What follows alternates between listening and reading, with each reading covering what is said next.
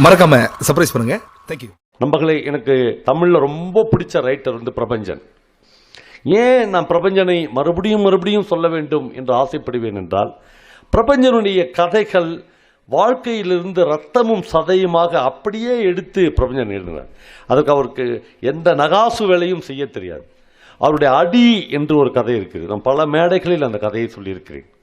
அந்த கதையை இங்கே இருக்கிற ஸ்டூடெண்ட்ஸ் மறக்காமல் நான் சொன்னதையும் கேட்டு நீங்களும் படிக்க வேண்டும் என்று நான் ஆசைப்படுகிறேன். பாண்டிச்சேரிக்கு பக்கத்தில் அரண்மனைக்காரர் வீடு என்று ஒரு வீடு உண்டு. வீடே அரண்மனைக்காரர் வீடு. ஆனால் அவர் 10க்கு 10 தென்னம் ஓலை வேயப்பட்ட ஒரு சின்ன குடிசையில் குடும்பம் இருப்பார். அதான் முரண். ஆனால் அவருக்கு அரண்மனைக்காரர் வீடுன்னு பேர். அவர் வீட்டில் ஒரு பையன், 8ஆவதோ 9ஆவது படிக்கிற பையன். அவங்க அப்பா ஒரு காலத்தில் அரண்மனை மாதிரி வீட்டில் இருந்தவர். ஆனால் நண்பர்களால் ஏமாற்றப்பட்டு அவருக்கு எழுத படிக்க தெரியாது என்பதனால் அவர் இன்றைக்கு இந்த 10க்கு 10 உள்ள தென்னை ஓலை போட்ட வீட்டுக்கு வந்து விட்டவர்.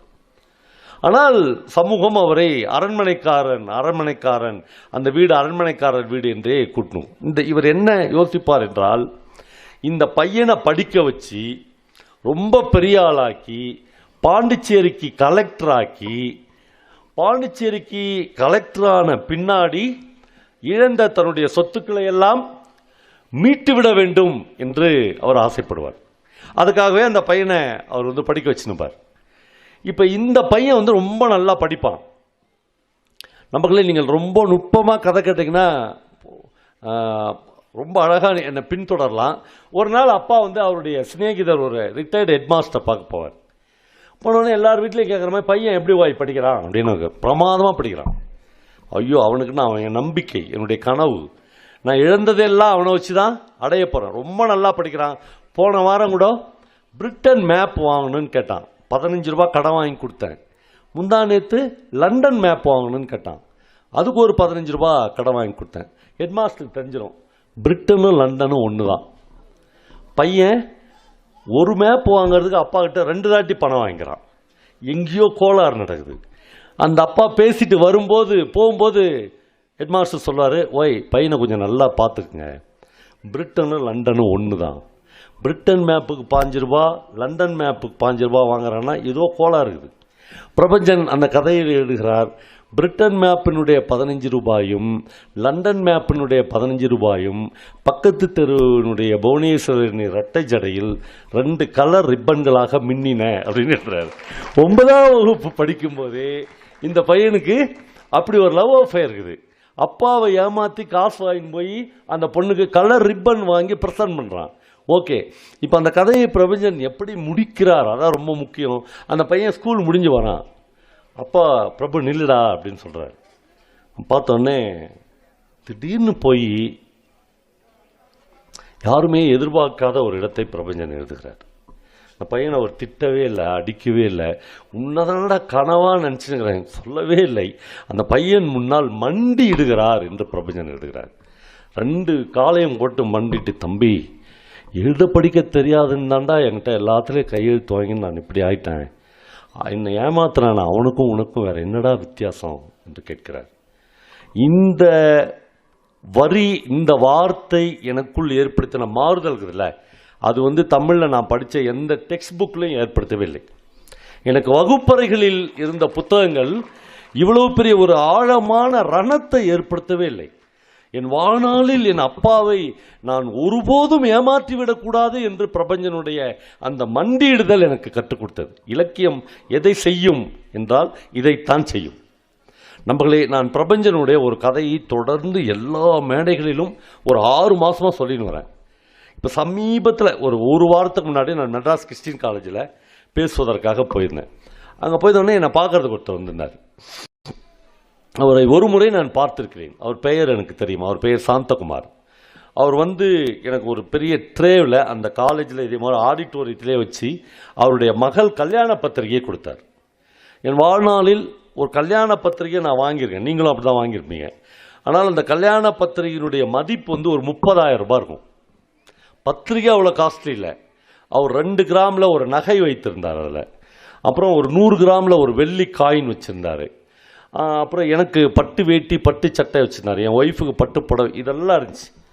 நான் ஒரு மாதிரி ஆட்டேன், இப்படி இது இவ்வளோலாம் நம்ம வாங்கினதே இல்லையா, பத்திரிக்கை தானே வாங்கிக்கிறோம். என்னாச்சு சாந்தகுமார், அவர் கண்ணில் தொடச்சின்னு போயிட்டார். நான் காரில் போகும்போது அவரை மறுபடியும் கூப்பிட்டு பேசினேன், சாந்தகுமார் இவ்வளோ காஸ்ட்லியாக ஒரு கல்யாண பத்திரிக்கை ஏன் தரீங்கன்னு. அவர் என்கிட்ட என்ன கேட்டாருங்களா, அந்த பத்திரிக்கை மேலே நான் என்ன எழுதிக்கிறேன் படிங்க என்னார். பாவா அக்காவுக்கு அப்படின்னு எழுதிட்டார். என் பேர் பவாங்க, பாவா இல்லைன்னு. இல்லை நான் வேணும்னே தான் பாவான்னு எழுதினேன். எங்கள் அக்காவுக்கும் மாமாவுக்கும் நான் பத்திரிக்கை வச்சா என்னென்ன பண்ணணும் அதெல்லாம் உங்களுக்கு பண்ணேன் அப்படின்னு. அவர் யாரோ நான் யாரோ, நான் அவரை பார்த்ததே இல்லை. அவருக்கு எப்படி நான் அக்காவாய் மாமாவாய் மாற முடியும்? எனக்கு சாந்தகுமாருடைய கதையை உங்களோடு பகிர்ந்து கொள்கிறேன். அவர் சென்னையில் மிகப்பெரிய 2 ஜுவல்லரி வச்சிருக்கார். எஸ்ஆர்எஸ் ஜுவல்லரி அதனுடைய பெயர். அவருடைய தம்பினா உயிர். தம்பியும் அவரும் சேர்ந்து திண்டுக்கல்லில் இருந்து வந்து அந்த நகைக்கடையை ஆரம்பித்தார்கள். பிரமாதமான பிஸ்னஸ், லட்சக்கணக்கில் கோடிக்கணக்கில். திருப்பதி தேவஸ்தானத்துடைய நம்ம கொடுக்குற நகைகள் சரியான நகைதான்னு மதிப்பிடுகிற அலுவலர் கூட இப்பொழுதும் சாந்தகுமார் தான். அவ்வளோ முக்கியமான இடத்துல இருக்கிறார். ஓகே, தம்பி மேலே உசுறு. கார் வாங்கினா 2 கார் வாங்குவார், பங்களா வாங்கினா 2 பங்களா வாங்குவார், நிலம் வாங்கினா 2, எல்லாமே 2. திடீர்னு ஒரு நாள் தம்பி அண்ணாங்கிட்ட சொல்கிறாரு, அண்ணா ஒன்றும் இல்லைண்ணா, ஒரு மாதிரி சலிப்பாக இருக்குது வாழ்க்கை, எல்லாமே நீ பார்த்து வாங்கி கொடுக்குற, நான் எதுவுமே வாங்க முடியல. அப்படி தான் அந்த சனியன்ன்றாங்களே, அது இப்படி தான் யார் நாக்கிலையாச்சும் போய் விழும், அதனால் என்னை தனியாக பிரித்து விட்றேன் நான் சொல்கிறேன். ஷாக் ஆகிறாரு. நான் என்னப்பா உனக்கு குறை வச்சேன்? இல்லை நான் அது இல்லை, நீ எதுவுமே எனக்கு குறை வைக்கல, ஆனால் நான் தனியாக இருக்கிறனே, நான் தனியாக டிசைட் பண்ணுறேனே, எல்லாம் உன்னை கேட்டு செய்ய வேண்டியது. அவர் கண்டிப்பாப்பா நான் எல்லாத்தையுமே பிரித்து கொடுத்துட்றேன் சொல்லி 10ஆவது நாள் காலையில் 7 மணிக்கு தம்பி ஜாக்கிங் போகிறார். அப்படியே சுருண்டு விழுந்து ஹார்ட் அட்டாக்ல இறந்துறார். இவர் போய் தம்பி தான் உயிர், அப்படியே தூக்கி வச்சு அழுது, அந்த வீட்டில் தம்பி ஒய்ஃப் இவர் காலை பிடிச்சின்னு அழுது, எங்களுக்கு யாருன்னா இருக்காங்க இனிமேல், இந்த குடும்பமே உங்கள் தான் அவங்க சொல்லி அழுது. அவர் சொல்கிறாரு, அப்படியே சொந்தக்காரர்கள்லாம் வர ஆரம்பிக்கிறாங்க டெத்துக்கு. சாயங்காலம் ஆக ஆக காட்சிகள் மாறுகிறது. நீ தான் எல்லாம் அப்படின்னு சொன்ன தம்பி ஒய்ஃப்கிறாங்கல்ல, சாயங்காலம் ஆகும்போது அவங்க சொந்தக்காரங்கள்லாம் கட்டிப்பிடிச்சி என்னை எப்படியாவது காப்பாற்றுங்கன்னு சொல்கிறாங்க.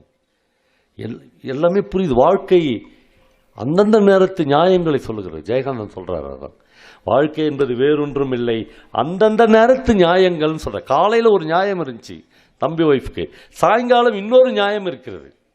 எல்லாம் மாறிவிட்டது. அவருக்கு ஒன்றுமே புரியல. நண்பர்களே, தம்பியை அடக்கம் பண்ணிவிட்டு வேறு வழி இல்லாமல் கண்ணீரும் கம்பளையுமாக தம்பி மனைவியின் மீது ஒரு கேஸ் தொடுக்கிற இடத்திற்கு சாந்தகுமார் போகிறார். 2 பேரும் கேஸ் நடக்கிறது. 40 லட்ச ரூபாய் டிஸ்பியூட். அது எல்லாம் சொந்தக்காரெலாம் போகிறாங்க. நீ எவ்வளோ உன்னதமாக அந்த தம்பி வச்சுருந்த, அவங்க பேரில் போய் கேஸா? அவர் ரொம்ப பிடிவாதமாக நிற்கிறார். அந்த வீட்லேயும் பேச்சுவார்த்தை அற்று போகிறது. அவருடைய வீட்டுக்கு நான் போயிருந்தேன். 9வது மாடியில் 4 பெட்ரூம் வீடு இவருது, 13வது மாடியில் 4 பெட்ரூம் வீடு தம்பி ஒய்ஃபுது. ஆனால் பேசிக்கொள்ள மாட்டார்கள். அவ்வளவு விரோதம். எல்லாம் நடந்து விட்டது. சொந்தக்காரங்க போய் பேசுகிறாங்க, நண்பர்கள் போய் பேசுகிறாங்க, கேஸை வாபஸ் வாங்கலை, நடந்து கொண்டே இருக்கிறது. அவருடைய பெட்ரூம் கூட்டின்னு என்னை காமிச்சார். ஒரு எழுத்தாளனை கூட்டின்னு போய் ஒரு தொழிலதிபர் அவர் பெட்ரூமில் காமிக்கிறாரு. ஒரு பெரிய கட்டிலில், இந்த இடத்துல தான் சார் நாங்கள் ஃபோன் வச்சுட்டு உங்கள் கதைகளை கேட்போம்னு சொன்னார் என்கிட்ட. அப்படி ஒரு நாள் நைட்டு 1 மணிக்கு நான் சொன்னேன், ஒரு அபஸ்வரம் என்கிற ஒரு கதையை அவர் கேட்கிறார். உட்காந்து 2 பேரும் அழுகுறாங்க. கதையை கேட்டு அடுத்த நிமிஷம் அழுகுறாங்க. அழுதுட்டு அடுத்த நாள் காலையில் போய் அந்த கேஸை வாபஸ் வாங்கிறார். சொந்தக்காரர்கள் சொல்லி, நண்பர்கள் சொல்லி 8 வருடங்களாக கேஸை வாபஸ் வாங்காத சாந்தகுமாருக்கு பிரபஞ்சனுடைய அபஸ்வரம் என்கிற அந்த ஒரு கதையை கேட்ட உடனே ஒரு கேஸை வாபஸ் வாங்கிட்டு, எனக்கு ஒன்றுமே வேணாம், 40 லட்சமும் வேணாம், வீடு வேணாம், வாசம் வேணாம், நிம்மதியாக மனிதர்களோடு நட்பாக இருந்து விட்டால் போதும்னு முடிவு பண்ணுறாரு. 2 இன்சிடென்ட் அபஸ்வரம் கதைக்கு எனக்கு தெரிந்து உண்டு. கோயம்புத்தூரில் ஒரு தொழிலதிபர் கிட்டத்தட்ட அவர் குடும்பத்தில் அவர் போட்டிருந்த 8 வழக்குகளை ஒரே நாளில் இந்த கதையை கேட்டு வாபஸ் வாங்கியிருக்கிறார். இலக்கியம் என்ன செய்யும், இலக்கியம் என்ன செய்யாது என்று இருக்கிறது. நம்மளே இங்கே இருக்கிற இந்த ஸ்கூல் ஸ்டூடெண்ட்ஸுக்கு நான் ஒரே ஒரு விஷயத்தை சொல்கிறேன். டீச்சர்ஸ், ஆசிரியர்கள் அல்லது ஆசான்கள் அல்லது குருக்கள், இவர்கள் எல்லாம் நாம் நினைப்பது மாதிரி வகுப்பறைகளில் மட்டும்தான் இருப்பார்கள் என்று நாம் தவறுதலாக நினைத்துவிடக்கூடாது. வகுப்பறைகளிலும் இருக்கலாம். துரதிர்ஷ்டவசமாக அல்லது அதிர்ஷ்டவசமாக என்னுடைய டீச்சர்ஸ் யாருமே வகுப்பறைகளில் இல்லை. என்னுடைய டீச்சர்ஸ் எல்லாரும் சமூகத்தில் இருந்தார்கள். நான் ஜெயகாந்தனை, பிரபஞ்சனை, அசோகமித்ரனை, ஜி நாகராஜனை, இப்படி பல பேரை சமூகத்தில் இருந்து என்னுடைய டீச்சர்ஸாக ஏற்றுக்கொண்டேன். அந்த அபஸ்வரம் கதையில் வருகிற அந்த கதை ஒன்றும் இல்லை. பாண்டிச்சேரியில் ஒரு அப்பா, வயதான அப்பா, மகன் கவர்மெண்ட்டில் வேலை பார்க்குறாரு, பாண்டிச்சேரி அரசாங்கத்தில் வேலை பார்க்குறாரு. ஒரு நாள் அப்பா டிஃபன் சாப்பிட்டே பிள்ளைகிட்ட சொல்கிறாரு, தம்பி இன்னைக்கு ஒரு நாள் லீவ் போடுறியா? ஏன்பா? கோர்ட்டுக்கு போகணும் சொல்லுகிறார். நம்மளை இங்கேருந்து இருக்கிற பெண் குழந்தைகள் லைஃப்பில் இதுவரையிலும் அப்பாவோடு சேர்ந்து தன்னந்தனியாக ஒரு டிராவல் போகாத இருக்கிற பெண் குழந்தைகள், தயவுசெய்து இந்த கூட்டம் முடிந்தவுடன் முயற்சிக்க வேண்டிய விஷயம், அப்பாவும் நீங்களும் மட்டும் சேர்ந்து ஒரு லாங் டிராவல் போகணும். அது எதில் போகணுன்னா, ட்ரெயினில் போகலாம், பஸ்ஸில் போகலாம், காரில் போகலாம். இந்த 3 விஷயத்தில் போகணும். ரொம்ப முக்கியமான கண்டிஷன், அந்த டிராவலுக்கு அம்மாவை கூட்டின்னு போகவே கூடாது. ஏன் அம்மாவை கூட்டின்னு போகக்கூடாதுன்னா, அம்மாவை நீங்கள் கூட்டிட்டு வந்தீங்கன்னா ராத்திரிலேருந்து அவங்க புளிசோறு கிளறுவாங்க, உள்ள முட்டை வச்சு வைப்பாங்க. வீட்டில் இருக்கிற மாதிரியே வெளியில் இருக்கிற ஒரு எக்ஸ்கர்ஷன் மாதிரி ஆகிடும். அப்படி கிடையாது. நீங்கள் மகளும் அப்பாவும் மட்டும் போகிற ஒரு பயணம்ங்குதுல, அது எனக்கு வாட்ச ஒரு பிரமாதமான தருணங்குது. நான் அப்புறம் சொல்கிறேன். இப்போ இந்த அப்பா பிள்ளைகிட்ட நான் கோர்ட்டுக்கு போகணும்ப்பா நீ வான்னு சொல்கிறான்ல, அப்பாவோடு ஒரு மகன் எந்த வயசில் வேணாலும் நடந்து போக வேண்டும். அது பஸ்ஸில் கிடையாது, அதுக்கு கார் கிடையாது. நீங்கள் அப்படி நடந்து போனீங்கன்னா போயின்னு இருக்கும்போதே ஆட்டோமேட்டிக்காக அந்த பையன் கையை அப்பாவுடைய கையை பிடிச்சிக்கும். என் கையை பிடிச்சிக்குப்பான்லாம் அப்பா நான் ஏன் அவன் கையை பிடிக்கணும், போயானுவான் அவன் சொன்னேன்னா. ஆனால் அவனே ஆட்டோமேட்டிக்காக பிடிச்சிக்குவான். அப்படி ஒரு அற்புதமான தருணம் அது. செய்திகளை, பிரியத்தை, அன்பை, காதலை இரத்த நாளங்களின் வழியாக மூளைக்கு அனுப்புவது அப்பாவின் கையும் மகனின் கையும் சேர்ந்து பிணைக்கிற போது.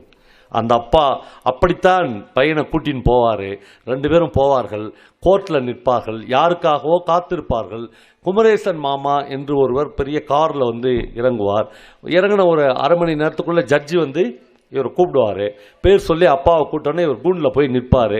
பேர் கேட்பாங்க, அப்பா பேர் சொல்லுவார். 1 லட்ச ரூபாய் நீங்கள் தானே வாங்கினீங்க என்று ஜட்ஜி கேட்பார். முக்கியமான கேள்வி இது. 1 லட்ச ரூபாய் நீங்கள் தானே வாங்கினீங்க?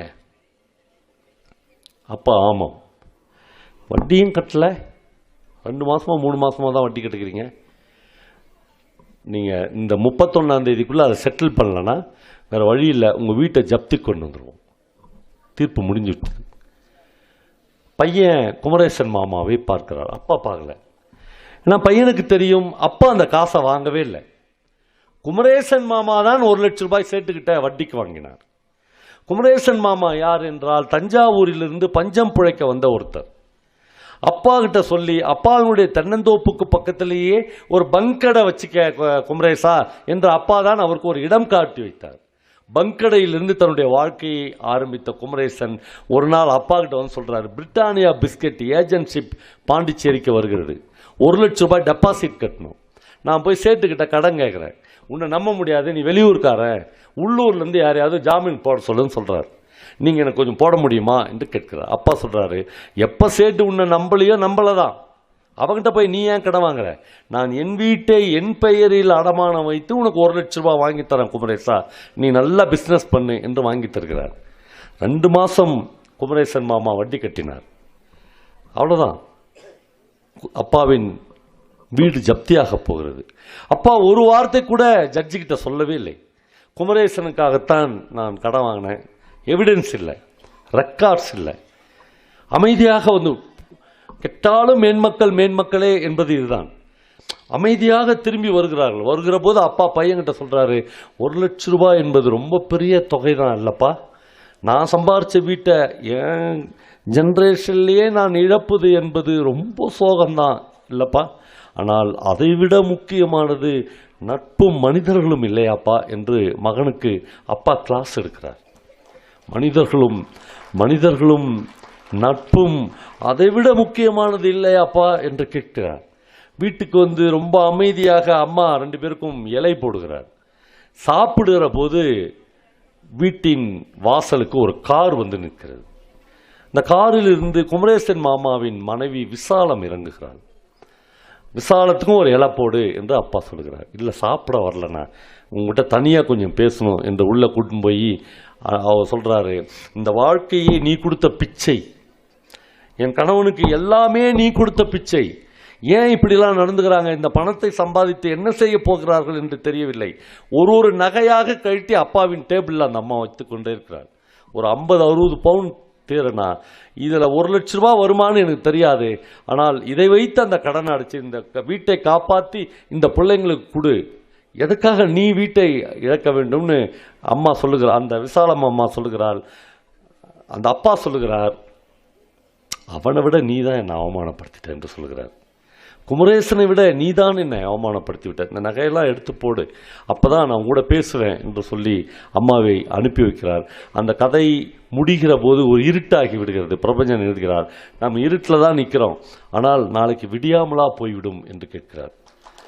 நாளைக்கு விடியாமலா போய், அந்த விடியல் தான் நண்பர்களே இலக்கியம் நமக்கு காட்டுகிற விடியல். அந்த விடியல் தான் இலக்கியம் நமக்கு காமிக்கிற வெளிச்சம். இந்த கதையை கேட்டுதான் கோயம்புத்தூரில் யாரோ எனக்கு தெரியாத ஒரு தொழிலதிபர் தன்னுடைய 8 கேஸ்களை வாபஸ் வாங்கியிருக்கிறார். அதற்கு ரொம்ப முக்கியம் பணம் காசு என்பதை விட முக்கியம் மனிதர்கள் இல்லையா, அன்பு இல்லையா, நட்பு இல்லையா, உறவு இல்லையா என்று மனிதர்களை செம்மைப்படுத்துகிற வழிபடுத்துகிற ஒரு வழிகாட்டியாக எப்பொழுதுமே லிட்ரேச்சர் இருக்கிறது, இலக்கியம் இருக்கிறது. நான் படித்த எல்லா இலக்கியங்களும், நான் படித்த எல்லா நாவலாசிரியர்களும், எல்லா எழுத்தாளர்களும் எனக்கு டீச்சர்ஸ். துரதிர்ஷ்டவசமாக என்னுடைய டீச்சர்ஸ் யாரும் வகுப்பறைகளில் அவ்வளோ உன்னதமானவர்களாக இல்லை. எங்கள் கிளாஸ் பசங்களுடைய அப்பா அம்மா கிட்ட வட்டிக்கு காசு கொடுத்தவங்க எனக்கு வாத்தியாராக இருந்தாங்க. நான் அவர்களை ஒருபோதும் என்னுடைய டீச்சர்ஸாக என் வாழ்க்கையில் ஒரு தருணத்தில் கூட ஏற்றுக்கொள்ளவே மாட்டேன். என்னுடைய 7ஆம் வகுப்பில் நான் 50 ரூபாய் கொடுத்து டியூஷன் படிக்கவில்லை என்பதற்காக காலைல 10 மணிலேருந்து 5 மணி வரலும் எனக்கு கிளாஸ், 5லேருந்து 5:45 வரலும் ஒரு டியூஷன் கிளாஸை எங்கள் கிளாஸ்லேயே நடத்திட்டு அதுக்கு நான் 50 ரூபா டியூஷன் ஃபீஸ் கொடுக்கணும். எங்கள் அப்பா வந்து நீ படிக்காத, நானே வாத்தியார், நான் சொல்லித்தரேன் சார், அதை சொல்ல. அதனால் நான் ஒரு ரேங்க் ஸ்டூடெண்ட், நான் 3வது ரேங்க் 4வது ரேங்க் ஜெயந்த்கிட்ட தான் தோற்றேன். ஆனால் நான் 3வது நாள் 4வது ரேங்க் எடுத்து என்னை ஃபெயில் ஆகிட்டார் ஒரு வாத்தியார். 25 வருஷம் அந்த ரணம், அந்த வடு என் மனதிலேயே இருந்தது நண்பர்களே. 25 வருடங்கள் பொறுத்து நான் கிரிப் பிடி என்ற ஒரு கதை எழுதினேன். எனக்கு அன்றைக்கி என்ன நடந்துச்சுன்னு தெரியும். நான் 7th ஸ்டாண்டர்ட் படிக்கிறேன். போய் போய் ரிசல்ட் பார்க்க போகிறேன். போனால் நான் ஃபெயில் ஆகிற பையனே இல்லை, நல்லா படிக்கிற பையன். நான் சைக்கிள் எட்டுன்னு வந்து எங்கள் அப்பாட்ட அழுகுறேன். என்னடான்னு கேட்குறாரு. நான் ஃபெயில் ஆகிட்டேன். நீ எப்படி நான் ஃபெயில் ஆவேன்றார். எங்கள் அப்பா டீச்சரில். ஆமாம், நான் ஃபெயில் லிஸ்ட்டில் தான் என் பேர் இருக்குது. எங்கள் அப்பா ஒரு வெள்ளை சட்டை எடுத்து கடற் சட்டையை போட்டுன்னு ஒரு கட்டுன்னு சைக்கிளில் உட்கார வச்சு என்னை கூட்டின்னு போகிறேன். அந்த எங்கள் ஸ்கூல், நீங்கள் திருவண்ணாமலையினுடைய அடையாளம் வந்து கிரிவலம் மட்டும் கிடையாது. திருவண்ணாமலையின் அடையாளம் வந்து அண்ணாமலையார் கோயில் மட்டும் கிடையாது. திருவண்ணாமலையினுடைய இன்னொரு அடையாளம் Danish mission higher secondary school. அதனுடைய ஒரு ரெட் பில்டிங் இருக்குது. அவ்வளோ அழகான ரெட் பில்டிங் அது. அதுதான் அதுக்கு கீழே தான் அந்த ஹெட்மாஸ்டர் இருப்பார். எங்கள் அப்பா போய் அந்த ஹெட்மாஸ்டருக்கும் எங்கள் அப்பாவுக்கும் ஒரு உரையாடல் நடக்குது. எங்கள் அப்பா கேட்குறாரு, என் பையன் ஃபெயில் ஆகிட்டான். அந்த ஹெட்மாஸ்டர் சொல்கிறார், நல்லா படிக்கலன்னா ஃபெயில் ஆவான் தான். நல்லா படிக்கலன்னா ஃபெயில் ஆவான் சார், அவன் நல்லா படிக்கிற பையன் அப்படின்னு எங்கள் அப்பா சொல்கிறார். அவர் சொல்கிறார், அதை நான் சொல்லணும், நீ சொல்லக்கூடாது. எங்கள் அப்பா சொல்கிறார், நானும் வாத்தியார் தான். அவர் சொல்கிறார், யோ நீனே ஆஃப்டர் ஆல் ஒரு 2nd கிரேட் வாத்தியார், நான் வந்து ஒரு ஹையர் செகண்டரி ஸ்கூல் ஹெட்மாஸ்டர், நீ என்கிட்ட போய் பேச. இப்படி 2 பேருக்கும் சண்டை வருகிறது. 7வது படிக்கிற பையனா நான் கேட்டுக்கிறேன். திடீர்னு எங்கள் அப்பா வெள்ளை சட்டையை அப்படி பிக்கிறார். இந்த பட்டன்லாம் போய் அந்த அவருடைய டேபிள் மேலே இருக்கிற கண்ணாடியில் தெரிக்குது. பயந்துட்டார், எழுந்துச்சிட்டார். எழுந்தோடனே அவர் இந்த இடத்துல எங்கள் அப்பா காமிக்கிறார். கண்ணா ஒரு பெரிய வடு இருக்குது. அந்த ஹெட்மாஸ்டர் எங்கள் அப்பா சொல்கிறாரு, இது வந்து வெள்ளைக்காரன் என்ன சுட்ட குண்டியா, நாங்களாம் சுதந்திரத்துக்காக பாடுபட்டு தான் கதை சொக்கா போட்டுன்னு வரோம், உன்ன மாதிரி அயோக்கியன்லாம் அங்கே உட்கார வைக்கிறதுக்கா யாருன்னு கேட்குறாரு. நான் ஆடிட்டேன். எவ்வளோ பெரிய இடம்! இந்த தோள்களில் போட்டுதானே எங்கள் அப்பா வந்து எனக்கு நிலாவை காட்டினார். இந்த தோள்களில் போட்டுதானே என்னை சுமந்து தானே என்னை இரவில் நடைபழகினார். நான் அந்த தழும்பை பார்க்க தவறிவிட்டேன். பல பேர் அப்பாக்களின் பல தழும்புகளை பார்க்க தவறி இருக்கிறோம் நண்பர்களே. அப்பாக்களின் பல தழும்புகளை பார்க்க நாம் தவறி. நான் எங்கள் அப்பாவுடைய தழும்பை பார்த்ததே இல்லை, அன்றைக்கி தான் பார்க்குறேன். அந்த ஹெட்மாஸ்டர் சொல்லிட்டு, உன்ன மாதிரி அயோக்கியெல்லாம் இங்கே உட்கார வைக்கிறதுக்கு ஐயா நாங்களாம் குண்டடிப்பட்டோம் என்று சொல்லிவிட்டு வெளியே வந்து சைக்கிளில் ஏறி உட்காந்துன்னு ஏறிக்கோ என்று என்ன சொன்னார். நான் முன்னாடி ஏறப்போனேன், பின்னாடி கேரியரில் ஏறிக்கோ என்றார். பின்னாடி ஏறிக்கினேன்.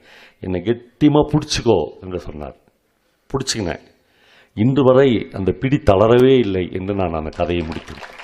அன்னைக்கு பிடிச்சிக்கின்றல, இன்றைக்கும் எங்கள் அப்பாவை நான் பிடிச்சின்னுக்கிறேன் என்பதுதான் ரொம்ப ரொம்ப முக்கியம் நண்பர்களே. ஆக நம்முடைய வகுப்பறைகளில் நமக்கு போதிக்கிற டீச்சிங், நமக்கு சொல்லித்தருகிற பாடங்கள், இவைகளில் பெரும் போதாமை இருக்கிறது. பெரும் போதாமை இருக்கிறது என்பதை 10 வருடத்துக்கு ஒரு முறையாவது அரசியல் நடத்துபவர்கள், ஆட்சி நடத்துபவர்கள் கண்டுபிடிக்கிறார்கள்.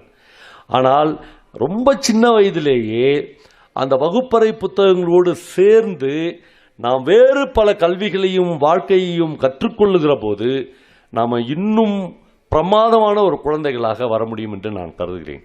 நண்பர்களே, நம்முடைய குழந்தைகளை நாம் எப்படி பொத்தி வளர்கிறோம். நீங்கள் ரொம்ப ஆத்மார்த்த ரீதியாக பேசிக்கொள்கிறோம். காலைல 7 மணிக்கு ஒரு வேன் வந்து நிற்கிறது.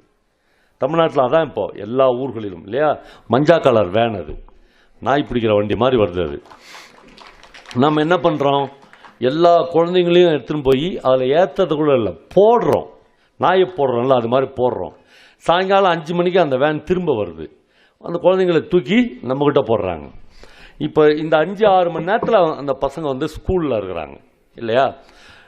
அந்த வேனே ஏசி செய்யப்பட்ட வேன்களாக பல வேன்கள் வந்துச்சு. இப்போது ஒரு ஏசி செய்யப்பட்ட வேனில் நம்முடைய குழந்தையை ஏற்றி அப்படியே ஒரு ஏசி செய்யப்பட்ட கிளாஸ் ரூமுக்கு அந்த குழந்தை போய் அப்படியே படித்து முடித்து அப்புறம் ஒரு ஆஃபீஸ்க்கு ஏசி செய்யப்பட்ட அலுவலகத்துக்கு, ஐடிக்கு போய் அல்லது ஏசி செய்யப்பட்ட ஒரு ஹாஸ்பிட்டலுக்கு போய் அந்த குழந்தை அப்படியே வாழ ஆரம்பிச்சிச்சுன்னு வச்சுங்க. இந்த சமூகத்தில் அடிக்கிற வெயில், இந்த சமூகத்தில் இருக்கிற புழுக்கம், சமூகத்தில் இருக்கிற கசப்பு, இந்த தேசத்தில் இருக்கிற அழுக்கு ஏதாவது ஒன்று அந்த குழந்தைக்கு தெரியுமா?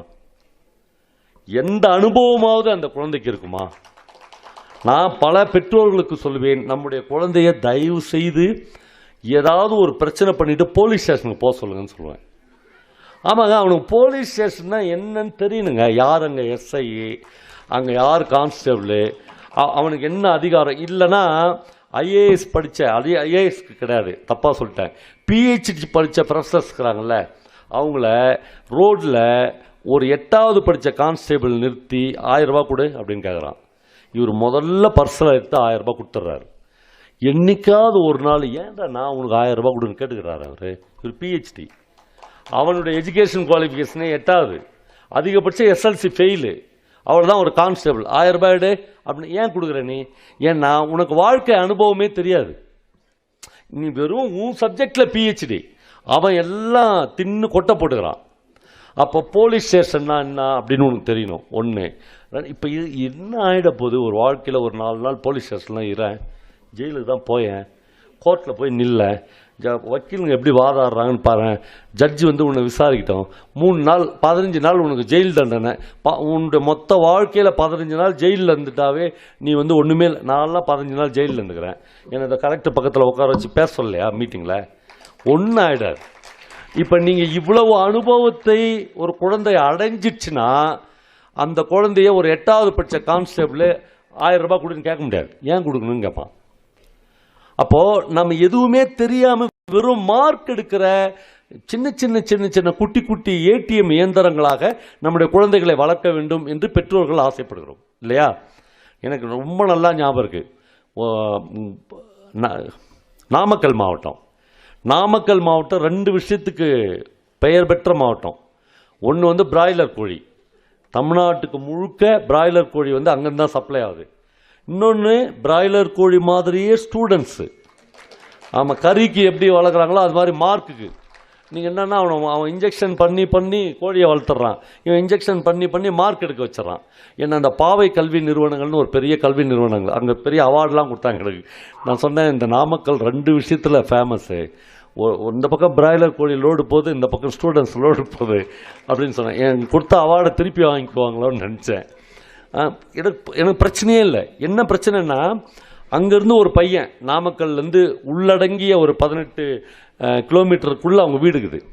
அந்த பையன் படிக்கிறான், பிஇ முடிக்கிறான், எம்இ முடிக்கிறான்.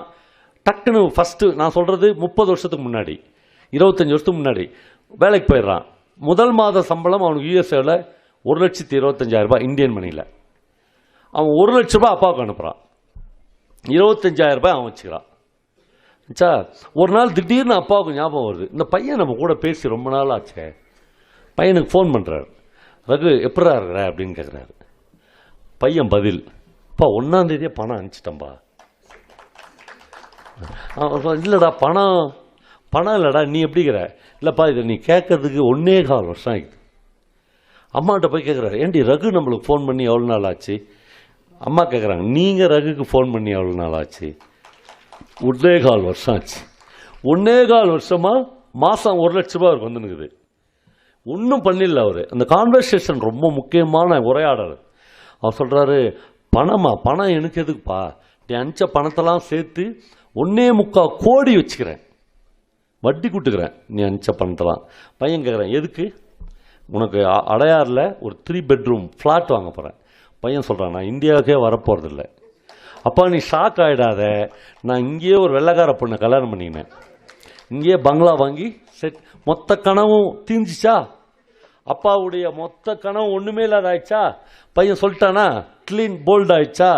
என்னடா வாழ்க்கை வாழ்ந்தோம், எதுக்கு வாழ்ந்தோம், எதுக்கு இந்த பசங்க? அந்த பையன் கேட்குறான் அந்த அப்பாவை, அப்பா நாம் நாமக்கல் கிடையாது தானே, நாமக்கல்லேருந்து டவுன்லேருந்து 18 கிலோமீட்டர் உள்ளடங்கின சின்ன கிராமம் தானே நம்முடைய கிராமம். அங்கேருந்து ஏன் நாமக்கலுக்கு என்னை கூட்டின்னு வந்தேன், ஏன் வாடகை வீடு எடுத்த? அப்பா சொல்ல, உன்னை நல்லா படிக்க வைக்கணும். அப்போ நாமக்கல்லேருந்து 18 கிலோமீட்டருக்கு தூரத்தில் ஒரு ஸ்கூல் இருந்துச்சுல, அங்கே படிக்கிற யாருமே நல்லா படிக்கலையா? அங்கே 2 பையன் ஐஆர்எஸ் படிச்சுக்கிறான், ஒரு பையன் ஐஎஃப்எஸ் முடிச்சுக்கிறான். அந்த கிராமத்திலிருந்து இது உன்னுடைய பேராசை, உன்னுடைய பேராசை, எனக்கு என்னுடைய விருப்பம் இல்லை. நீ கூட்டின்னு என்னை நாமக்கல் ஸ்கூலில் சேர்த்த. ஓகே, அந்த நாய் பிடிக்கிற வேனில் ஏற்றி விட்ட. அந்த பையன் கேட்குறான், எனக்கு வயல்வெளிகளில் நண்டு வலையில் கையை விட்டு உள்ள தண்ணி பாம்பை இழுத்துன்னு வராங்களே, எவ்வளவு சுவாரஸ்யம், எவ்வளவு அனுபவம். ஒரு பனை மரத்தின் மீது ஏறி பனங்காயை வெட்டி தள்ளி நுங்கு உறிஞ்சி குடிச்சிட்டு அதை வண்டியாக மாற்றி கவ்வ போட்டு இழுத்துன்னு போகிறது எவ்வளோ அலாதையான அனுபவம். இப்படி எந்த அனுபவமும் என் வாழ்க்கையில் ஏற்படவே இல்லை. ஏற்படாமல் நீ பார்த்துக்கினேன். ஸ்கூலுக்கு போ, வெளியே வா, இதையெல்லாம் கூட என்னால் மறந்துவிட முடியும். அப்பா, என்னால் மறக்கவே முடியாத ஒரு தழும்பு என் அப்பாவின் ஷோல்டரில் இருந்த மாதிரி எனக்கும் இருக்கிறது என்று அந்த பையன் சொல்லுகிறான். எனக்கு அம்மாவை விட சித்தியை ரொம்ப பிடிக்கணும்னு எனக்கு தெரியும்.